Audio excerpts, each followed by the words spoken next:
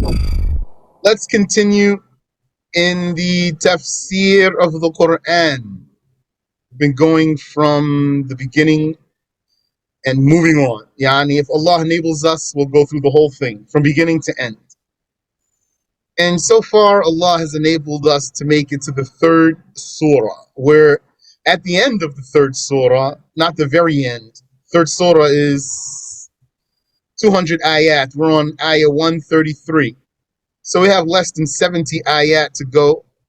And so the author says, starting with the word of God Almighty, أعوذ بالله من الشيطان الرجيم وسارعوا إلى مغفرة من ربكم, and rush to forgiveness from your Lord.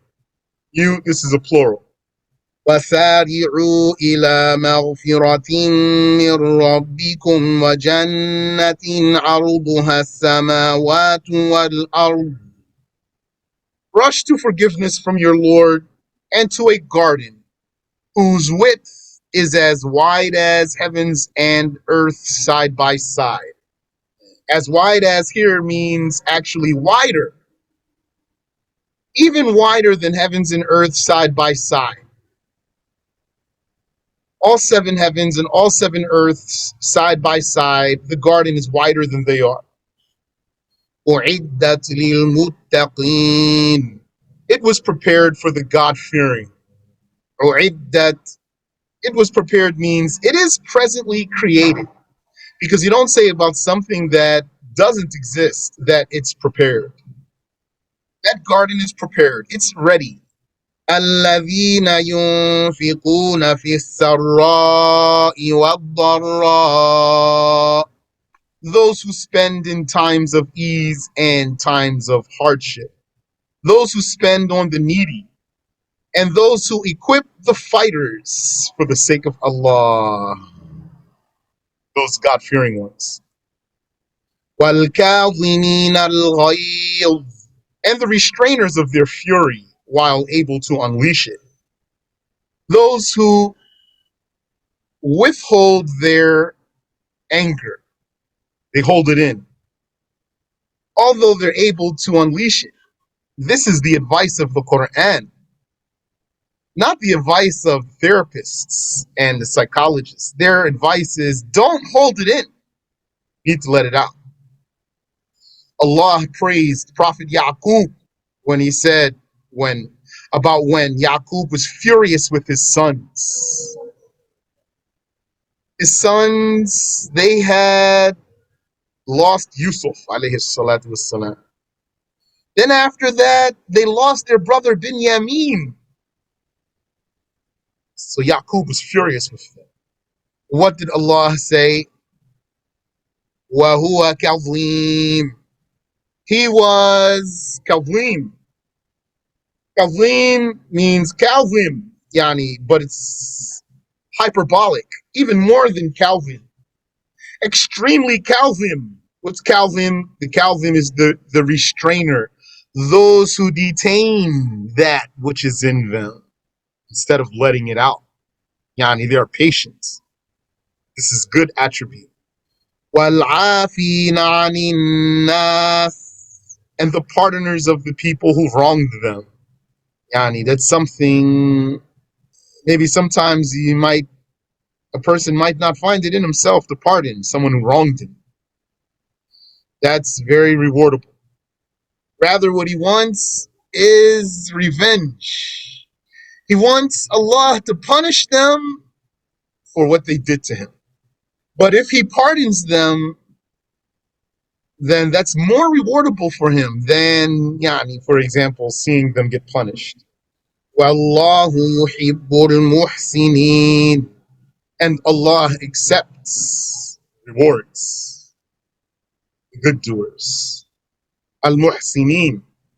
وَالَّذِينَ إِذَا فَعَلُوا فَاحِشَةً أَوْ ظَلَمُوا أَنفُسَهُمْ ذَكَرُوا اللَّهَ.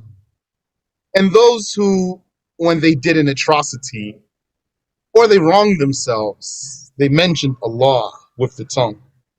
Those who, when they did an atrocity, which is a major sin in general, or fornication in particular, or when they wrong themselves by a minor sin in general, or by kissing and touching specifically, which still is minor sin. Dhakarullah, they mentioned Allah with the tongue. Or it could mean they remembered him in the heart. فَاسْتَغْفَرُوا لِذُنُوبِهِمْ, and then they sought forgiveness for their sins. وَمَنْ يَغْفِرُ الذُّنُوبَ إِلَّا اللَّهُ, and who forgives the sins but Allah? That's interjected there. It came in between. Yani it got squeezed into in between some words that go together. وَلَمْ يُصِرُّوا عَلَى مَا فَعَلُوا وَهُمْ يَعْلَمُونَ, and they did not insist on continuing what sins they did while they know that they did bad, or while they know that no one forgives the sins but Allah. So how's that interjected there? Allah Ta'ala, He praises these muttaqeen, these God-fearing ones. Who are they? الذين ينفقون في السراء والضراء, those who spend in times of ease and times of hardship. Yani, even when they don't really have the money like that, they spend for the sake of Allah. وَالْكَاظِمِينَ الْغَيْظَ, and those who detain their fury. وَالْعَافِينَ عَنِ النَّاسِ, and those who pardon the people who wrong them. By the way, these are the ones who pardon those who wrong them. There are some people, they hold against you what they don't have anything to do with in the first place. They don't even have anything to do with something, and they hold something against you. Subhanallah wa bihamdi. This is about those who were wronged. They pardon those who wrong them. As for the others, yani, nobody even wronged them, and they don't pardon somebody who did something that have nothing to do with them. Wallahu yuhibbul muhsinin. And continues. Who else? وَالَّذِينَ إِذَا فَعَلُوا فَاحِشَةً, and those who, when they did an atrocity, أَوْ ظَلَمُوا أَنفُسَهُمْ, or when they wronged themselves, ذَكَرُوا اللَّهَ, they mentioned Allah, or they remembered Allah. فَاسْتَغْفَرُوا لِذُنُوبِهِمْ فَاسْتَغْفَرُوا لِذُنُوبِهِمْ, and they sought forgiveness for their sins. وَلَمْ يُصِرُّوا عَلَى مَا فَعَلُوا, and they did not insist on continuing what sins they did. So that's how those go together. Those who, when they did an atrocity or they wronged themselves, they remembered or mentioned Allah, and they sought forgiveness for their sins, and they didn't insist on what they were doing. But a sentence is interjected. وَمَنْ يَغْفِرُ الذُّنُوبَ إِلَّا اللَّهُ, and who forgives the sins but Allah? So where's that interjected here? فَاسْتَغْفَرُوا لِذُنُوبِهِمْ, and then they sought forgiveness for their sins. وَمَنْ يَغْفِرُ الذُّنُوبَ إِلَّا اللَّهُ, and who forgives the sins but Allah? وَلَمْ يُصِرُّوا عَلَى مَا فَعَلُوا, and they did not insist on continuing what they were doing. أُولَٰئِكَ جَزَاؤُهُم مَّغْفِرَةٌ مِّن رَّبِّهِمْ, those, their recompense, their payment, is forgiveness from their Lord. وَجَنَّاتٌ تَجْرِي مِن تَحْتِهَا الْأَنْهَارُ, and their recompense is gardens beneath which flow rivers on the ground. خَالِدِينَ فِيهَا, staying forever therein, immortally in there, enjoying. وَنِعْمَ أَجْرُ الْعَامِلِينَ, and what a good reward for who practiced his correct religion. What a good reward that is for who practiced his religion. قَدْ خَلَتْ مِن قَبْلِكُمْ سُنَنٌ. There has passed before you sunan. Sunan, yani, usually means, in a context like this, usually means like some customs or practices, but I'm not sure how to explain sunan here. So we'll have to ask, inshallah. فسيروا في الأرض فانظروا كيف كان عاقبة المكذبين. So go throughout the earth, then look, think, and ponder. How was the fate of those who belie the messengers? So the meaning here is فانظروا, then look. Look at what? كيف كان عاقبة المكذبين. Look at this entire sentence. How was the fate of those who belied the messengers? هذا بيان للناس. This Quran is clarification for the people. وهدى وموعظة للمتقين. And it is guidance and preaching for those who are cautious of paganism. It's preaching, encouraging the doing of good and obedience, and making frightening, yani scaring the God-fearing about committing sins. Don't you know one of the deviant people in the past? His name was Bayan ibn Sam'an. Bayan ibn Sam'an. He claimed to be a God body. He said God is in him. And he used this ayah as evidence for himself. هذا بيان للناس. This is bayan for the people. He said, that's me. Either he said it or his followers said it about him. Bayan, هذا bayan. This is bayan. His name was Bayan. So how silly was he to use this ayah as evidence? And for whatever else he said. ولا تهنوا ولا تحزنوا وأنتم الأعلون إن كنتم مؤمنين. And do not weaken your fight against the blasphemers. And do not be sad while you are the dominant ones. Don't be sad. Here Allah consoles His Messenger and the believers for their war casualties, their fallen Muslim brothers. وَلَا تَحْزَنُوا. Grieve not. وَأَنْتُمُ الْأَعْلَوْنَ. While you are the dominant ones. While you are those who are superior in status. إِن كُنْتُم مُؤْمِنِينَ. If you are truly believers. إِن يَمْسَسْكُمْ قَرْحٌ فَقَدْ مَسَّ الْقَوْمَ قَرْحٌ مِثْلُهُ. If you have been touched by being wounded in Uhud, that's the second battle they had after Badr. The enemy has indeed been touched by being wounded in Badr. Likewise, the first battle they had, when the angels came and assisted them. And we don't say that the Prophet and the Muslims lost the battle of Uhud. They didn't lose the battle of Uhud. The kuffar withdrew from the battle of Uhud because they could not defeat the Muslims.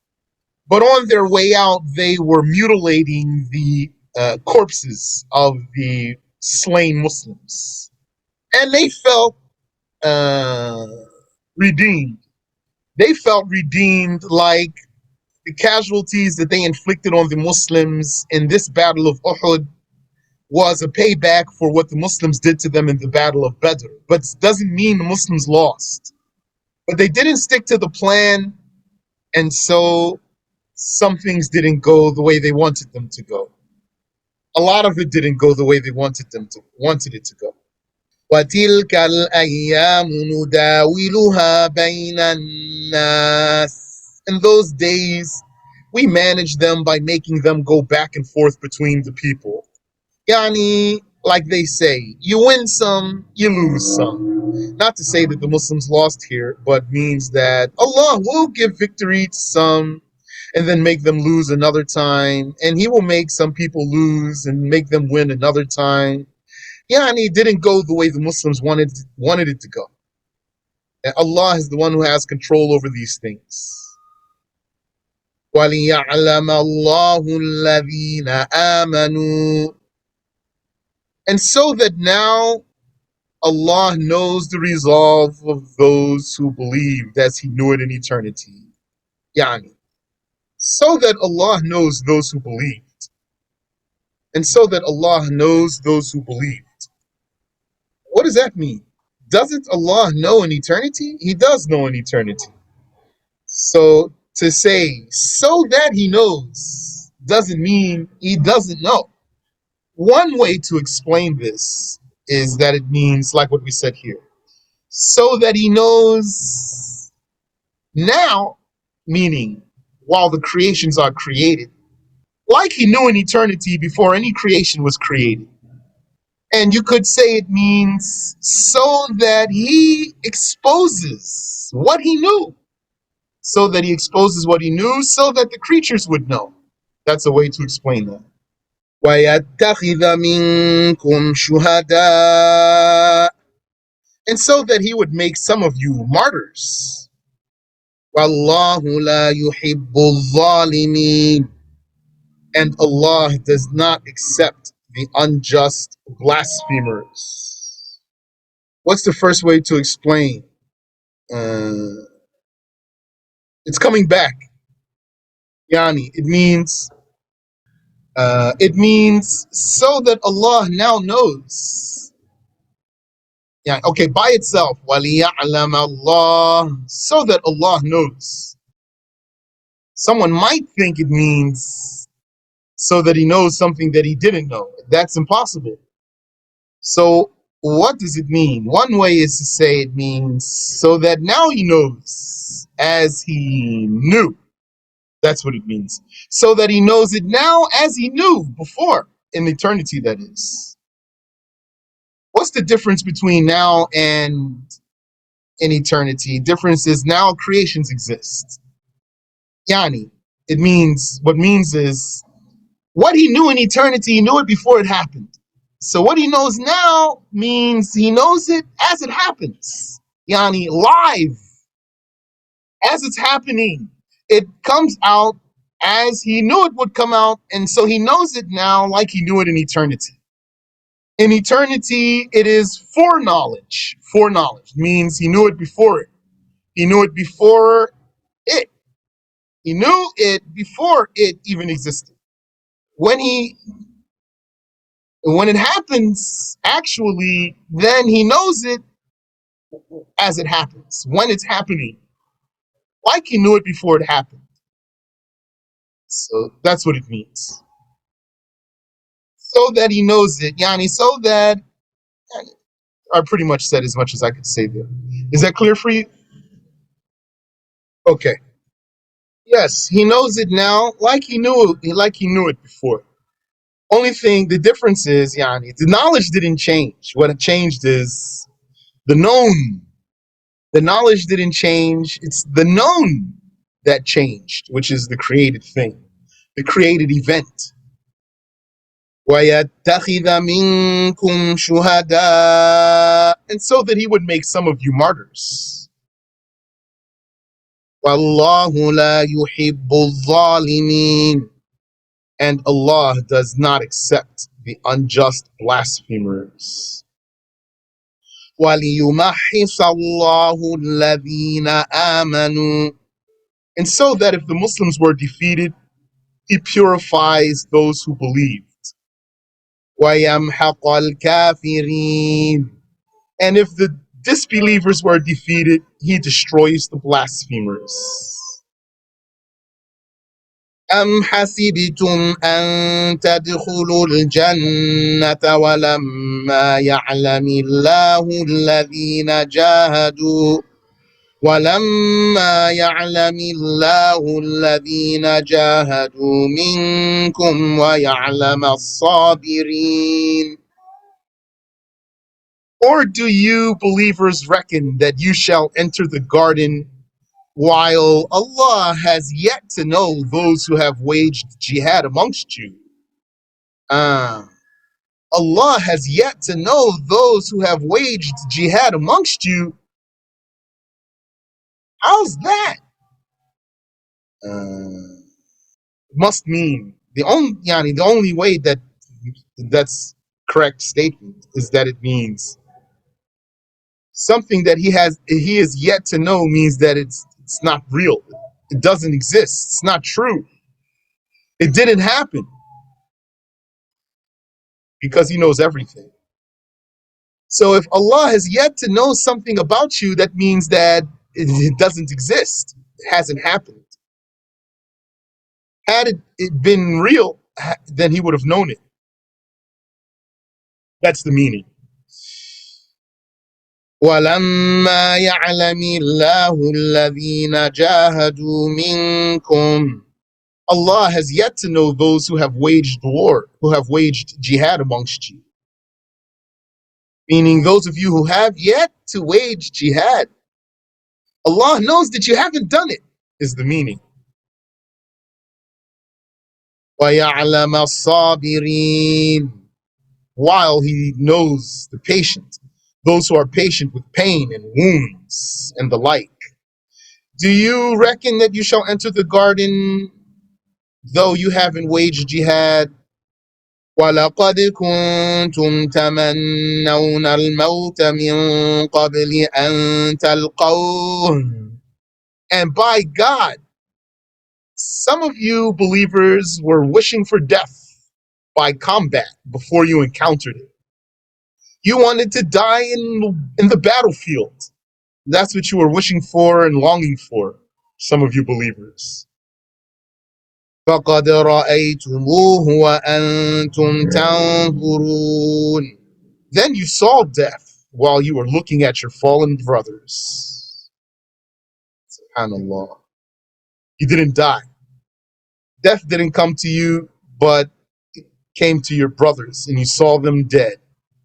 وَمَا مُحَمَّدٌ إِلَّا رَسُولٌ قَدْ خَلَتْ مِنْ قَبْلِهِ الرُّسُلُ. And Muhammad is not but a messenger, having been preceded by messengers, and thus he shall pass away as they have passed away. أَفَإِن مَّاتَ أَوْ قُتِلَ انقَلَبْتُمْ عَلَىٰ أَعْقَابِكُمْ. Would it be that if Muhammad died or was killed like others, that you would turn on your heels? How would you be, O believers, if Muhammad sallallahu alaihi wasallam fell in battle? Would you stay Muslims or would you leave your religion? وَمَنْ يَنْقَلِبْ عَلَىٰ عَقِبَيْهِ فَلَنْ يَضُرَّ اللَّهَ شَيْئًا. And whoever turns on his heels, that means whoever commits apostasy, he shall not harm Allah in any way. Don't you know, some people, they think they're getting back at God by committing blasphemy. It's like if something happens they don't like, they say, oh yeah, well, I hate you, God. I will never worship you. They didn't harm Allah Ta'ala by something so stupid. وَسَيَجْزِي اللَّهُ الشَّاكِرِينَ. And Allah shall reward the thankful ones. He shall reward them with firmness. وَمَا كَانَ لِنَفْسٍ أَن تَمُوتَ إِلَّا بِإِذْنِ اللَّهِ. And no soul dies except by the permission of Allah. Allah Ta'ala didn't command the angel to come and take your soul out, then you're not going to die. Even if something, Allah knows what happens to you. If the angel doesn't take your soul out of your body, you're not going to die. You could be there in excruciating pain. It was said that there were some people, Allah commanded the angel of the sun to beam the sun at them, and they suffered until their tongues swelled up and came out of their mouths. And Allah commanded the angel of death to not take their souls. So they suffered. Kitaban mu'ajjala. That is written as a timed decree. Yani, you will die at your appointed death time.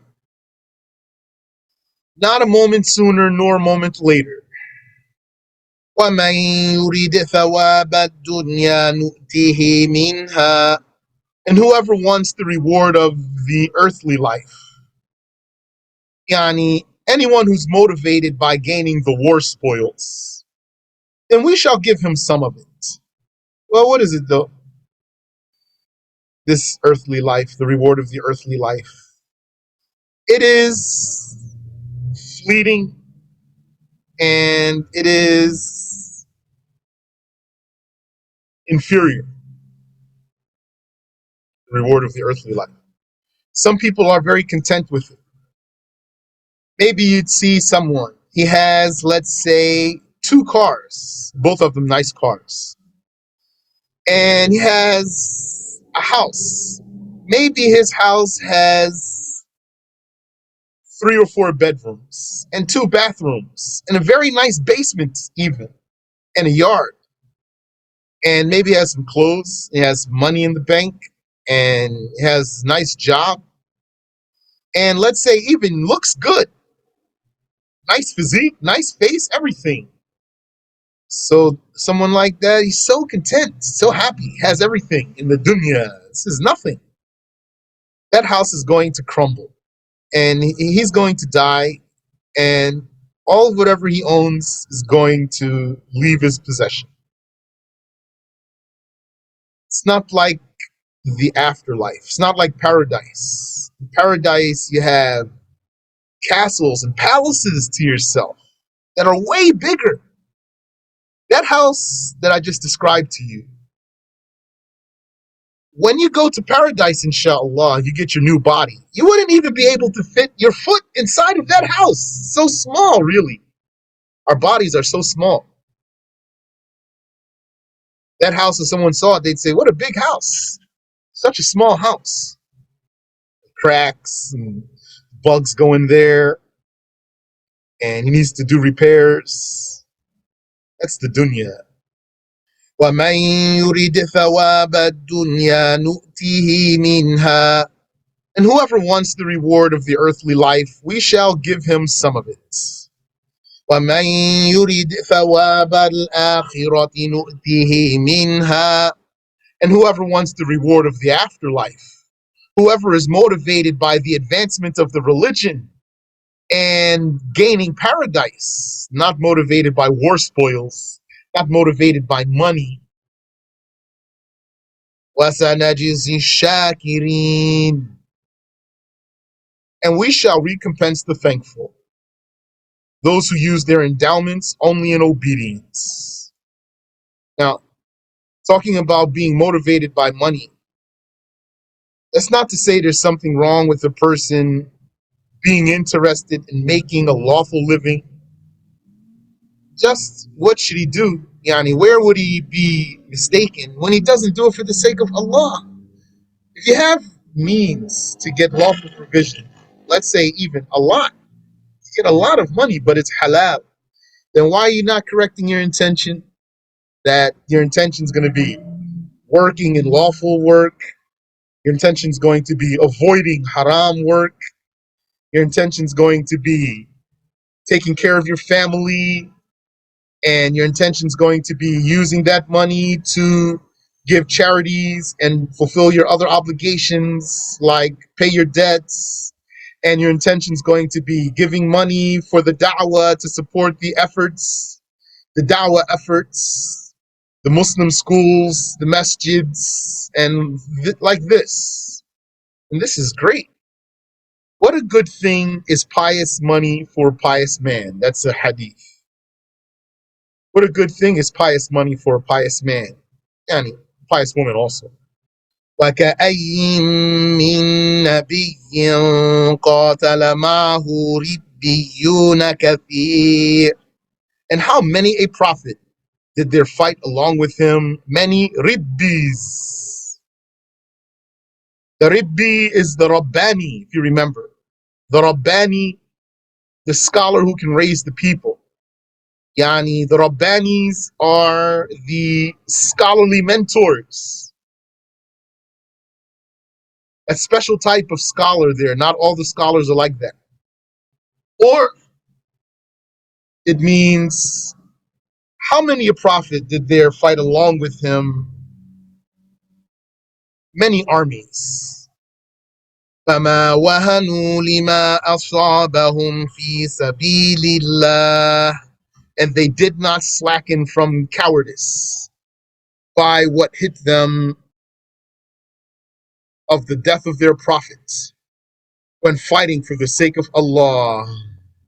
Because don't you remember in the battle of Uhud, there was a rumor that the prophet was killed, and then many Muslims lost their morale. But then one of the Muslims, he noticed that the prophet was still alive, alayhi salatu wassalam. So he called the Muslims. So Allah asks the believers, وَكَأَيٍّ مِّن نَّبِيٍّ قَاتَلَ مَعَهُ رِبِّيُّونَ كَثِيرٌ. And how many a prophet did there fight along with him? Many Ribbis.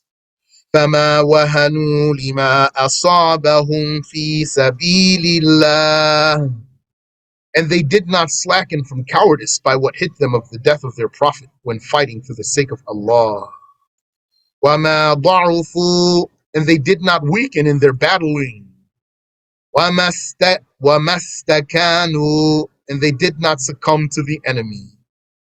وَاللَّهُ يُحِبُّ الصَّابِرِينَ. And Allah accepts, meaning He rewards those who are patient with calamities.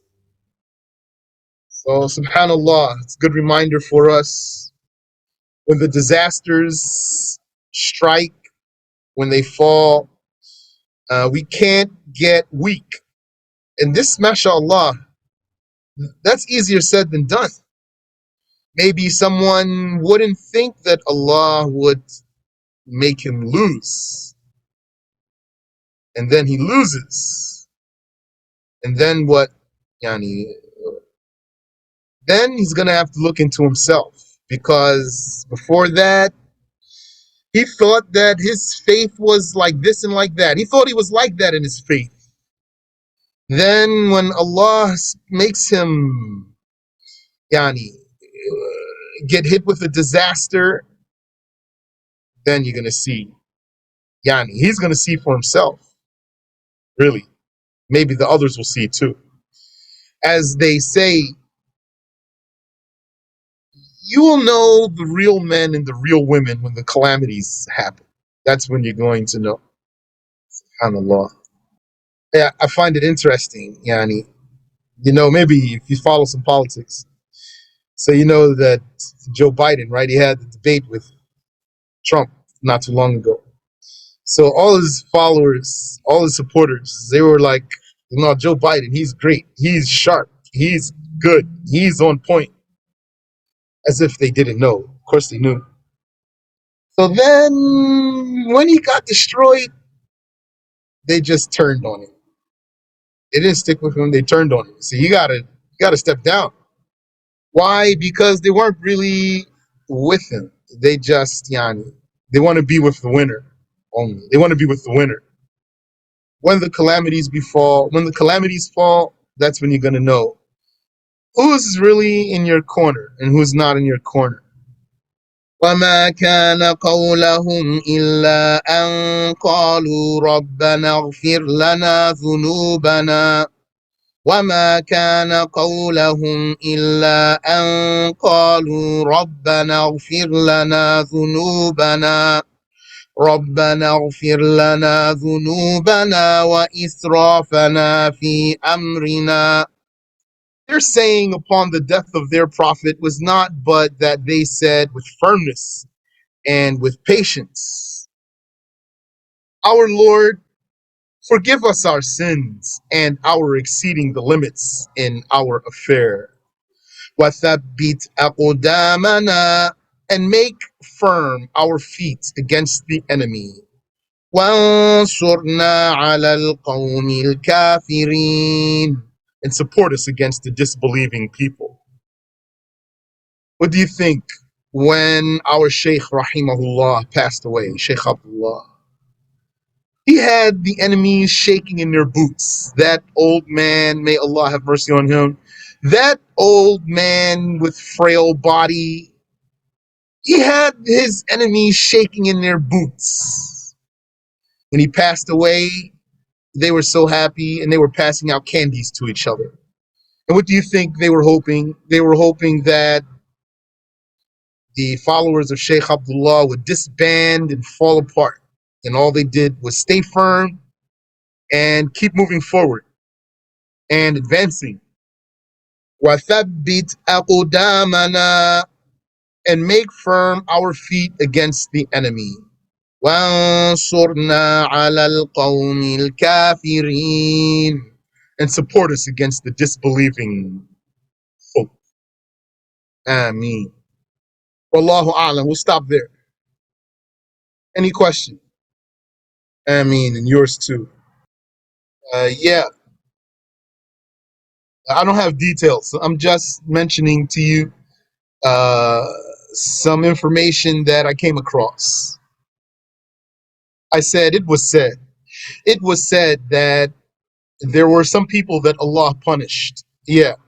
He commanded the angel of the sun to beam the sun at them. So they were tortured.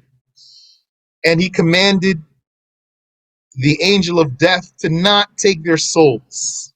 So they didn't die. So they suffered from that beam until their tongues swelled and came out of their mouths. The point being there that you won't die if the angel does not take your soul. English word I used about disbelievers. We talk about Uhud. I'm not sure. Redeemed, yeah. Yeah. They felt like they paid the Muslims back. Yeah. Because in the Battle of Badr, the Muslims gave them a spanking like they never imagined would happen to them, especially under the circumstances.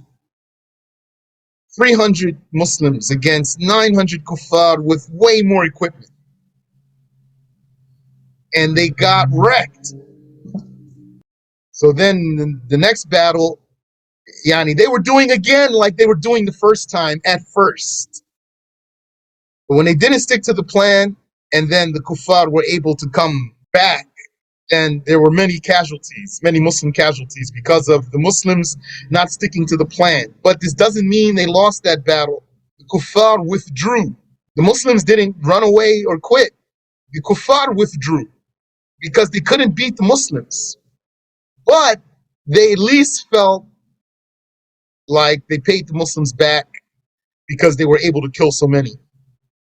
Go ahead, you have another? Yes, the reward of the worldly life, yes, is inferior. Yeah, what's in this dunya compared to the afterlife? Fleeting? Fleeting, yeah. Fleeting means temporary. Goes away. What if you got $100? What if you got $500? Khalas, it's gonna be gone. Get a car. Khalas, your tires are gonna go flat. Car's gonna get wrecked. Your engine's gonna go. Your transmission's gonna go. That's how the dunya is. It's not like paradise. Even in the dunya, what happens? Even it gets dusty. Go outside, your car's covered with bird feces. That's the dunya. Yes, castles in paradise. You see, in this dunya, you walk down the street, there's cracks in the sidewalk. That's not paradise. Paradise not like this. Things breaking and getting dirty and like that, running out. And yeah, I said you would have castles in paradise just for you, your own property. And in paradise, those castles are going to be so big. And you yourself, you're going to be so tall in paradise, as you know. So if someone had a house in this lifetime, the house that I mentioned for you in the lesson, it's a nice house, Yani. I probably wouldn't mind to live in that house that I just described. I'm not going to complain if I had a house like that. But really, though, think about that compared to paradise. A house like that, you couldn't even fit your foot inside of that whole house in paradise. He's going to be so tall, 90 feet tall. Maybe that house comes up to your shin. You had the body that you would have in paradise. You understand? Maybe it comes up to your ankles. That's the dunya. When people see, and no, I wasn't talking about a castle, though. I didn't say a castle, I said a house in the dunya. Because I wanted to give you a picture of something that someone would covet and cherish very much. Nice house. Yani, house is a big deal. With a yard, too. Let's say he's got front yard and backyard. He has grass on the side, too, all around his house. In the dunya, though, still a little bit. You could look at any person's house, as nice as that house could be in this dunya, compared to the paradise, it's nothing. It's like Legos. It's like Lego toys. If there aren't any more questions, then we'll close out.